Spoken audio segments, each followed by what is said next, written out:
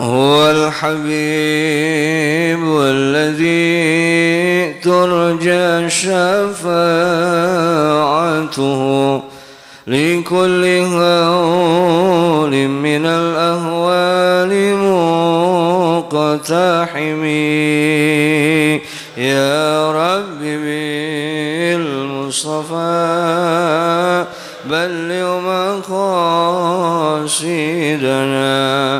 واغفر لنا ما مضى يا واسع فهو الذي ثم معنه وصورته ثم اصطفاه حنيئا بارئ النسم يا رب بالمصطفى بلغ مقاصدنا. Bismillahirrahmanirrahim. Assalamualaikum warahmatullahi wabarakatuh.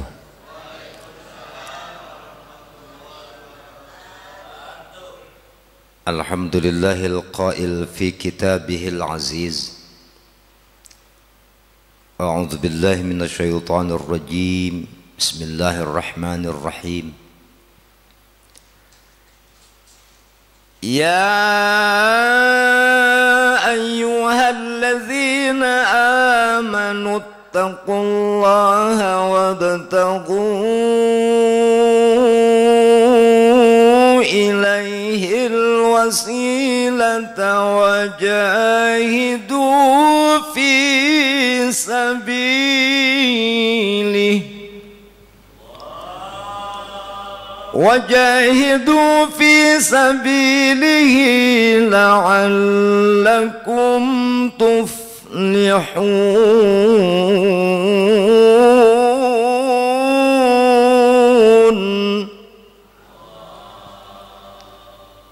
أشهد أن لا إله إلا الله وحده لا شريك له وأشهد أن محمدا عبده ورسوله لا نبي بعده Allahumma salli wa sallim ala sayyidina Muhammad wa ala alihi wa ashabihi ajma'in, amma ba'du.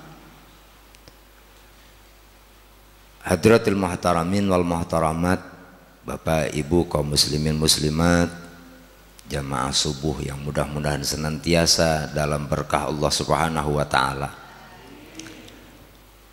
Yang saya muliakan akhinal mahbub Al-Ustaz Noval, para asatidz yang hadir dalam kesempatan kali ini, mudah-mudahan semuanya diberkahi oleh Allah Subhanahu wa taala. Alhamdulillah, puji syukur kita panjatkan kehadirat Allah di tahun baru 1447 Hijriah, di hari Ahad yang pertama kita bisa berkumpul berwajah, bermujalasah, mengikuti kajian subuh yang mudah-mudahan tentunya ini menjadi kebaikan kita di sisi Allah Subhanahu wa taala. Salawat teriring salam semoga terlimpah selalu kehadiran baginda alam junjungan kita yang mulia Nabi besar Muhammad sallallahu alaihi wasallam, pada keluarganya, sahabatnya, dan mudah-mudahan kita termasuk umatnya akan mendapatkan syafaatnya nanti. Amin ya rabbal alamin. Bapak Ibu yang saya hormati, obrolan kita pagi hari ini insya Allah berkaitan dengan tahun baru. Lalu apa yang harus kita lakukan? Ada beberapa sahabat yang bertanya kepada baginda Nabi sallallahu alaihi wasallam berkaitan kunci bahagia. Nanya, kunci bahagia ya Rasul apa sih? Biar hati tenang, adem gitu ya, biar nggak ada kaitan sama duit mulu begitu. Ini mah tenang mesti punya duit baik. Begitu punya duit juga orang tenang sih ya, yang ada mah kurang baik gitu. Bagaimana caranya biar tenang begitu? Maka ini adalah asbabul wurud dari hadis Beliau Nabi bersabda, ittaqullaha haitsu ma kunta wa atbi'is sayyi'atal hasanata tamhuha wa khaliqin nas bi khuluqin hasanin. Jadi kuncinya 3. Kalau pengen tenang gitu, nggak ada kaitan sama materi, mau punya nggak mau punya nggak punya, bahagia baik. Lah kan susah Bu, bener gak? Lah kita makan harus ada sesuatu mulu baru keluar tuh alhamdulillah. Kalau nggak ada sesuatu yang kita pegang orang alhamdulillah kan? Enggak. Makanya bedanya sahabat sama kita, kalau ditanya nih, kaifa haluk? Bagaimana keadaan para sahabat? Jawabnya, alhamdulillah asbahna mu'minin, asbahna muslimin. Kalau ditanya nih, pagi-pagi begitu, bagaimana keadaan Anda? Alhamdulillah, subuh ini saya masih beriman, subuh ini saya masih Islam, begitu. Ada nggak di sini yang kalau ditanya begitu, Pak gimana kabarnya?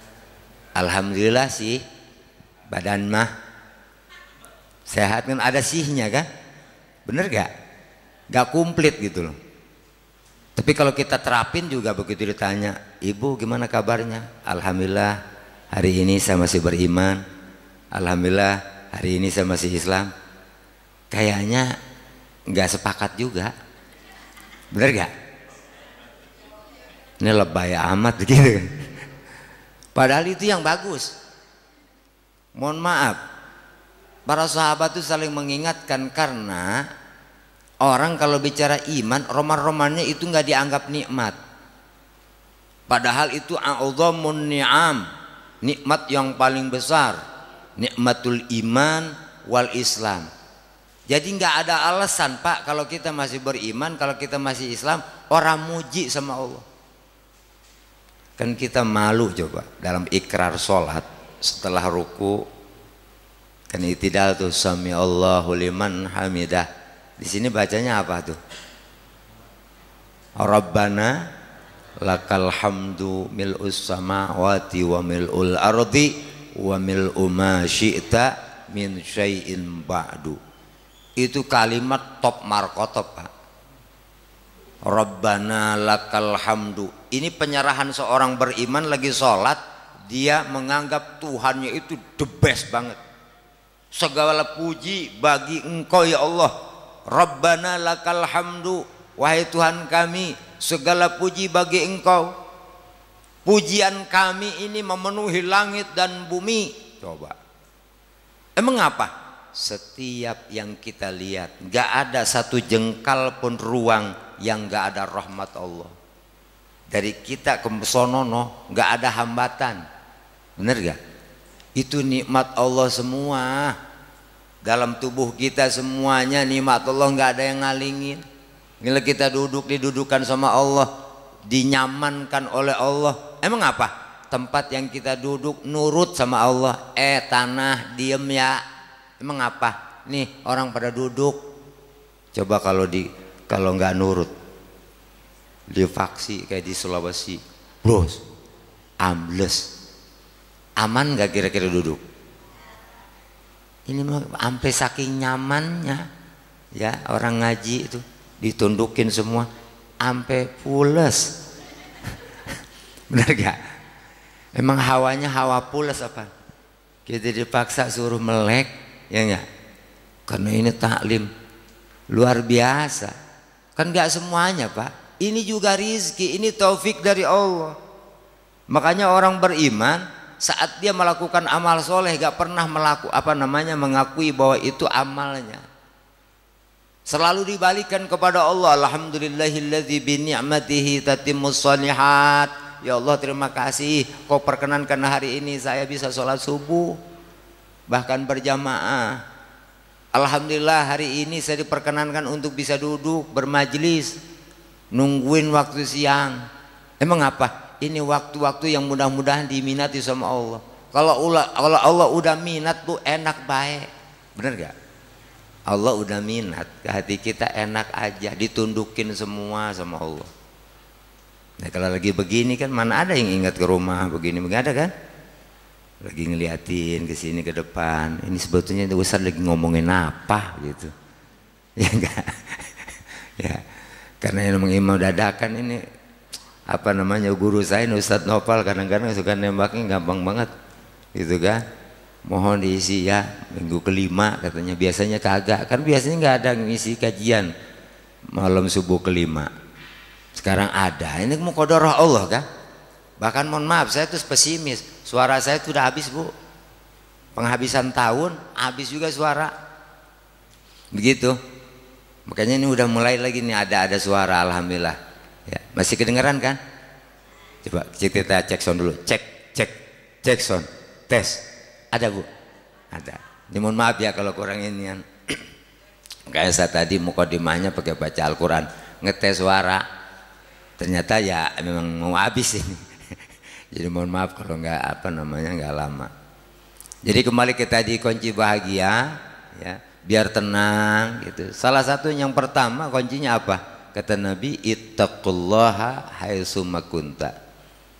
Bertakwalah kalian kepada Allah dimanapun engkau berada, dalam kondisi apapun. Jangan pernah memutus hati kita untuk selalu berhubungan dengan Allah. Takwa itu apa sih? Yang simpel aja, takwa itu responsif hati kepada Allah, respon kita tinggi kepada Allah. Kalau secara ta'rif, takwa itu imtisalul ma'murat wajtinabun nawahihi, melakukan apa yang diperintah, meninggalkan apa yang dilarang, kan begitu. Tapi intinya adalah responsif. Makanya beliau Nabi kalau bicara takwa pasti hahuna. Takwa itu di sini, takwa itu di dalam. Kalau ibu-ibu bilang sakit tuh, sakitnya tuh di sini gitu. Ya. Kalau bilang takwa, takwa di dalam hati. Artinya takwa nggak kelihatan secara zahiri. Emang apa? Itu hubungan khusus antara hamba Allah dengan Allah. Jadi mohon maaf ya, dia merajin ke masjidnya, takwa belum tentu. Pasti ingat. Jadi nggak bisa dicirin begitu. Tapi mudah-mudahan ini yang berangkat seperti itu termasuk orang yang takwa. Gitu kan? Ya termasuk kita kan ngakunya takwa nih. Ya, ngakunya takwa. Artinya responsif. Orang takwa itu kenapa sih? Dia akan apa ya namanya? Memiliki rasa yang selalu dipantau terus sama Allah. Gitu. Jadi kalau orang takwa itu mohon maaf ya, dia akan menjadi selektif, akan menjaga sikap. Makanya wajar kalau Imam Qusairi mempermudah apa namanya sifat orang bertakwa, beliau ngambil di mustaq dari huruf-huruf yang ada dalam kalimat takwa. Ta, qaf, waw, ya. Ya, atau alif. Karena itu alif layyinah. Jadi bisa dikategorikan alif, bisa dikategorikan ya. Ta, qaf, waw, ya. Kata beliau, taknya di mustaq dari kalimat tawadu. Orang takwa itu sifatnya rendah hati, gak pernah sombong. Gak pernah sombong sama harta, sombong sama ilmu, sombong sama amal, apalagi sombong sama kemiskinan. Orang kaya sombong, wajar. Emang apa? Ada yang disombongin, kaya. Ini orang kismin sombong, apa yang disombongin? Orang-orang mah punya tanah hektaran, ya kan? Saya gak punya satu jengkal pun gak punya. Nyombongin apa? Ya punya baik nggak boleh disombongin, apalagi orang punya, begitu. Orang yang takwa dia memiliki sifat tawadu, rendah hati, gak pernah merasa lebih dari orang lain. Makanya dalam riwayat ada kisah seorang ulama ya, bahkan tingkatannya wali, itu punya murid wali juga. Cuman begitu dia belajar mau menyebarkan dakwah, dites sama gurunya. Kalau kamu lulus dari tes ini boleh turun gunung tuh menyebarkan apa namanya berdakwah. Tapi kalau nggak lulus jangan, ngaji be terus. Ditesnya apa? Kata gurunya, cari orang atau apapun atau siapapun yang dianggap oleh kamu lebih rendah daripada kamu, lebih hina daripada kamu. Kalau ketemu balik sini, berangkat. Gitu berangkat ke pasar, ngelihat ada orang dari pagi sampai siang, sampai inian ngeduk-duk bekerja. Orang sholat, orang apa kelihatan. Ini kayaknya ini orang yang dianggap lebih hina dari saya. Tapi dalam hatinya mikir, dia melakukan itu untuk keluarganya. Sampai nggak tahu waktu, saking belanya sama keluarga aminian. Ini roman-romannya niatannya mah bagus. Kayaknya dia lebih mulia daripada saya. Gak jadi tuh. Terus nyari lagi, ini kali ini ada nih kelanyas kelonyos, kayaknya orang gila ini. Ya, ini orang gila, nggak pakai baju, nggak pakai inian, kayaknya dia ini. Tapi dia mikir lagi, dia mah gila, udah karuan, berbuat jahat, berbuat ini juga orang dihisab. Emang apa orang gila? Dia nggak berbuat baik juga orang ditanyain sama Allah, emang gila? Lah kalau saya masih ditanyain begini, berarti lebih muliaan dia daripada saya. Nyari lagi orang ada, sampai ketemu bangkai anjing, Pak. Ini kayaknya nih, yang lebih hina dari saya. Udah binatang mati lagi, bangkai disebutnya juga. Begitu dipikir-pikir lagi, lah dia mah enak, begitu mati gak ada sangkutan apa-apa, bebas. Orang ditanya sama munkar nakir. Pernah denger gak binatang ditanya munkar nakir?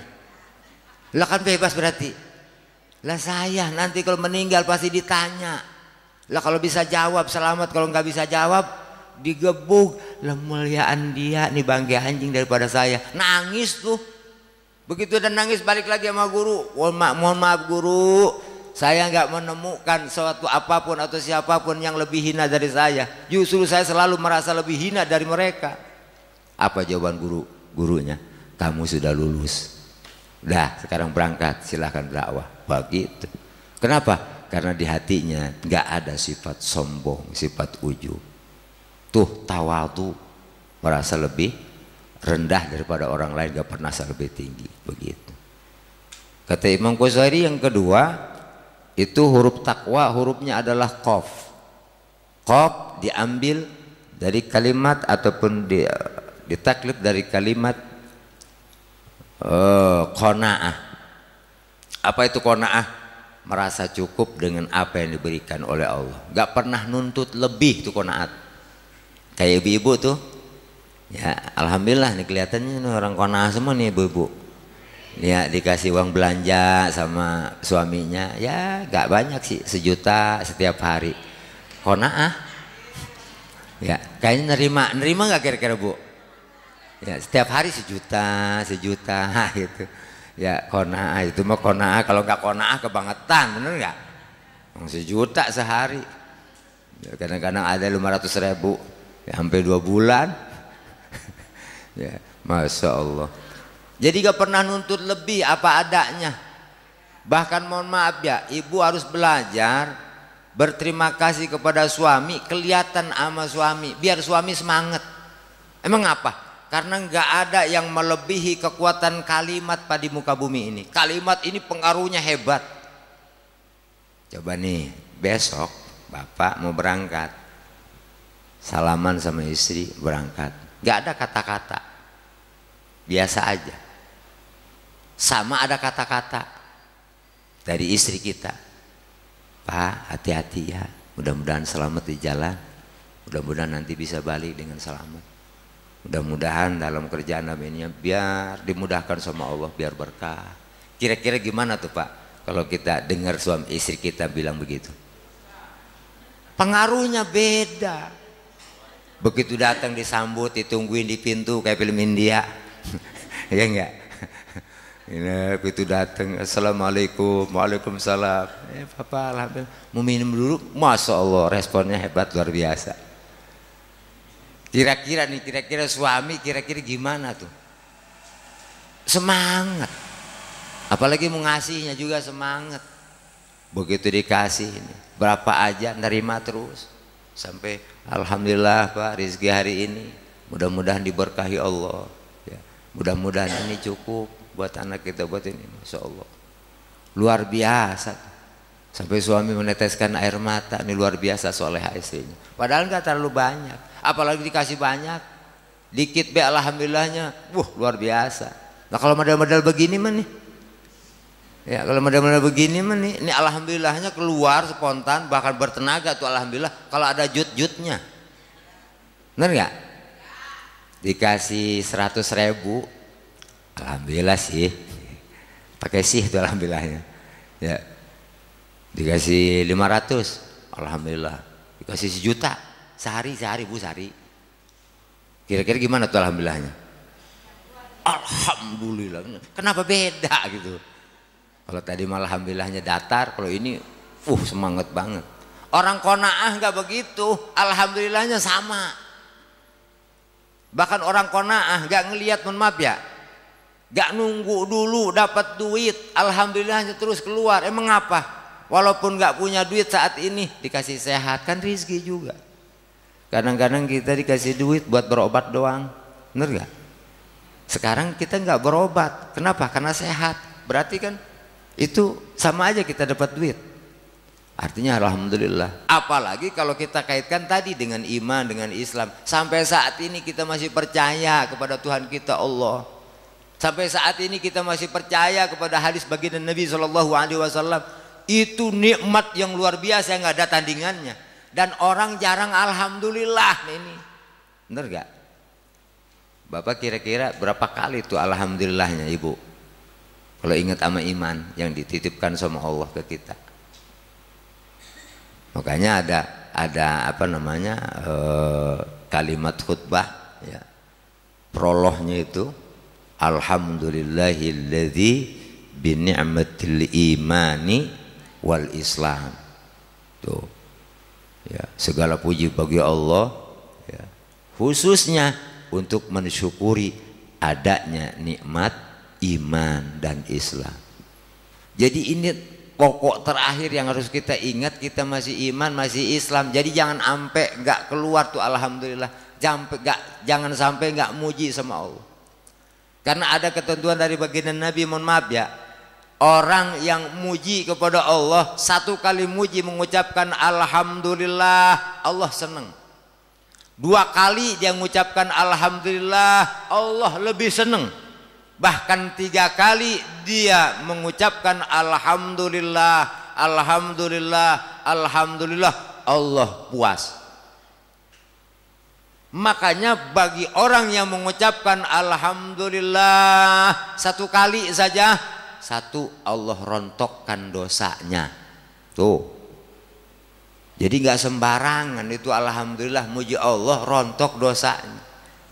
2 kali dia mengucapkan alhamdulillah, maka Allah bukakan sesuatu yang terikat, yang buat dia harusnya dapat, nggak dapat dibukain tuh. Kalau dia mujinya sampai 3 kali alhamdulillah, alhamdulillah, alhamdulillah, Allah puas sehingga Allah nunggu apa yang ingin kamu inginkan hari ini wahai hambaku, ditungguin tuh. Makanya kita kalau berdoa kan diawali dengan alhamdulillah, hamda yuafi ni'amahu yukum bizida. Emang apa? Itu membuka apa namanya obrolan kita sama Allah. Biar makbul, begitu maksudnya. Itu yang kedua. Apa? Huruf qaf, qanaah. Yang ketiga hurufnya wawu. Wakila dalam tafsir Khazin, wawu dimustaq dari kalimat wiqayah. Ya, waqayaqi wiqayatan, menjaga. Tapi Imam Qusairi wawunya dimustaq dari kalimat wara, hati-hati, bahkan ekstra hati-hati, pandai memilah dan memilih. Orang bertakwa bisa memilah dan memilih mana yang baik, mana yang buruk. Kita jangan kalah sama ayam, Bu. Sama ayam. Ibu kenal ayam? Ibu kenal ayam? Kenal di mana? Bang pernah kenalan sama ayam? Kalau sama ayam bukan kenal, tahu, begitu ya? Bener gak? Memang pernah kenalan sama ayam? Ayam, nih ibu kalau nggak percaya, kasih beras sama pasir, campurin, kasih tuh sama ayam. Lihatin sama ibu. Itu ayam dengan hidayah tabi'ah yang diberikan oleh Allah, dia mampu memilih mana pasir, mana beras. dapat pasir dia campakkan, dapat beras dia makan. Tuh, padahal orang sekolah. Bener gak? Orang qanaah tuh begitu, mana haram, mana halal, bisa, jangan diambrekin baik, begitu. Ya. Itu yang ketiga. Yang keempat, alif atau ya. Kalau alif dimustaq dari kalimat istiqomah, kalau ya dimustaq dari kalimat yakin. Orang takwa yakinnya top, orang takwa pasti istiqomah, minimal mudawamah. Emang apa? Karena dia tahu orang takwa itu ahabul a'mal ilallahi adwamuha wa in qalla. Sesuatu yang disenengin Allah, amal yang disenengin Allah, yang dicintai Allah adalah dawamnya, kontinunya terus, gak ada bosannya. Begitu, walaupun sedikit. Ya, kita kan sholat sunnah kan dikit ya. Ada di sini yang sholat sunnahnya langsung 100 rakaat itu? Nggak ada. Sholat sunnahnya paling 2 ya. Ini bentar lagi nih, apa namanya, waktu syuruk. Syuruk itu habisnya waktu subuh gitu. Jadi ada jeda dulu, jangan langsung sholat isyraq ya. Ya, ada jeda dulu kurang lebih beberapa menit gitu. Karena ada larangan ya, nanti ada sholat sunnah isyraq, terus ada sholat sunnah apa namanya duha gitu. Jadi sebetulnya syuruk itu waktu yang menunjukkan apa namanya habisnya waktu subuh. Jadi kalau yang biasa pakai usolli adaan tuh udah nggak berlaku tuh, kalau udah waktu syuruk mah kodoan begitu ya. Itu yang keempat. Jadi tadi rumusan biar kita dikasih tenang, enak gitu, bahagia walaupun kita mohon maaf gak berlimpah harta dan sebagainya, kuncinya kata beliau Nabi takwa, apa namanya, dimanapun kita berada. Yang kedua, wa'at bi'is sayyi'atal hasanata tamhuha, mengikutkan perbuatan baik setelah melakukan keburukan. Maksudnya begini, setelah berbuat jelek, berbuat buruk, buru-buru iringi dengan berbuat baik. Emang apa? Harapan kita biar menjadi penyeimbang, biar menghapus. Karena kita tahu innal hasanat yudhibnas sayyiat, kebaikan mampu menghapus kejelekan. Begitu ya. Misalnya nih, bapak udah marah-marah sama istri, atau sebaliknya istri marah-marah sama bapak ya. Begitu udah minta maaf sama inian, iringi dengan kebaikan, baca Quran, tuh itu sedekah. Harapan kita biar menghapus. Kalau di sini mah kayaknya mah enggak begitu ya. Di sini nggak begitu, tahu di rumah mah ya kan. Makanya kalau bagi bapak-bapak jangan heran kalau istri kita mohon maaf ya galak gitu ya, apa ngomong mulu. Satu sisi bapak harus bersyukur. Emang apa? Mungkin bapak nih sebagai calon walinya Allah. Karena di antara wali-wali Allah kata Imam Abi Yazid Al-Bustami, qalla ahadun min awliya illa wa huwa tahta hukmi imra'atihi tu'dhihi bilisaniha wa fi'liha. Jadi kebanyakan wali-wali itu dalam kungkungan istrinya ya. Jadi susis, jadi takut istri gitu. Wali-wali itu begitu. Emang apa? Istrinya galak-galak, urusan duit, urusan apa dia ngatur tuh. Begitu. Tu'dhihi bilisaniha wa fi'liha, bahkan sering tuh ya wali-wali tadi disakiti oleh istrinya, baik dengan lidahnya atau dengan perbuatannya. Tuh, jadi kalau di sini nih ada yang ngomelin, ada yang keselin mulu sama istri, boleh jadi ini calon wali. Mudah-mudahan lulus ya, mudah-mudahan sabar, kan begitu. Banyak bu ceritanya, banyak. Ada Syekh Mujamma, ada Syekh Syako tuh diangkat walinya ya karena tadi, karena sabar menghadapi istrinya yang galak. Apa-apa duit mulu. Iya. Kan orang mau begini bu ya, suami kita lagi pegang duit, nah, terus kita ngobrolin sesuatu yang harus dibeli, enak. Emang apa? Ada duitnya. Ini mah kita tahu apa namanya, suami kita orang punya duit, ngomongin belanjaan mulu, ngomongin beli ini beli itu. puyeng, pusing, kasihan. Makanya dia tuh kadang-kadang nyari teman pusing juga. Makanya saya banyak teman-teman yang mohon maaf ya kategorinya kacau tapi indah gitu. Ya kan macam-macam teman kita Pak. Jadi mohon maaf ya bagi yang kagak ngerokok nih. Ini yang ngerokok ini menjadi simbol keakraban Pak. Jadi saya nggak melihat mafsadatnya, ini mah yang manfaatnya salah satunya keakraban. Karena macam-macam ternyata tipikalnya. Ya ada teman saya itu yang kemana-mana bawa rokok tapi nggak bawa korek.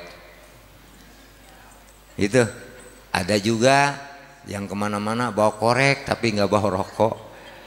Ya ada juga kemana-mana orang bawa korek, orang bawa rokok, tapi giliran ngerokok paling sebut, iya paling gesit, gitu. Ada rokok, ada korek, jadi dia mah kagak bawa, numpang jadi asbak be, begitu, lucu gitu.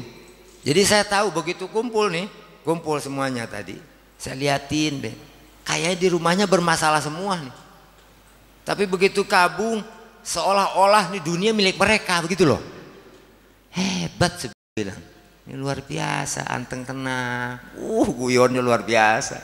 Begitu ditelepon sama istrinya, bini gua, ternyata takut sama istrinya. La ilaha illallah. Yang keberapa Bu? Hah? Kedua. Nah itu berarti konsen. Karena ditanya berapa ya gitu. Yang kedua tadi wa'at bi sayyi'atil hasanata tamuha. Ya, mengiringi sesuatu yang jelek dengan sesuatu yang baik begitu. Yang ketiga, ya kuncinya biar tenang, biar adem. Ternyata wa khaliqin nas bi khuluqin hasanin. Kita berakhlak dengan siapapun, dengan orang dengan akhlak yang baik. Begitu. Ya. Apa ya bahasanya, melakukan hal yang sosial yang sederhana tapi berefek. Wa khaliqin nas bi khuluqin hasanin. Kalau kita ngambil tema misalnya afdhalu ibadati ummati idkhalu surur fi qalbil mu'min. Seutama-utamanya ibadah umatku kata Nabi adalah memberikan rasa girang, rasa senang kepada hatinya orang beriman. Ternyata itu ibadah hebat. Nah kalau nggak ada dasar wa khaliqin nas bi khuluqin hasanin, orang bakal ketemu. Contoh kecil aja. Ada istri yang senangnya disanjung sama suaminya.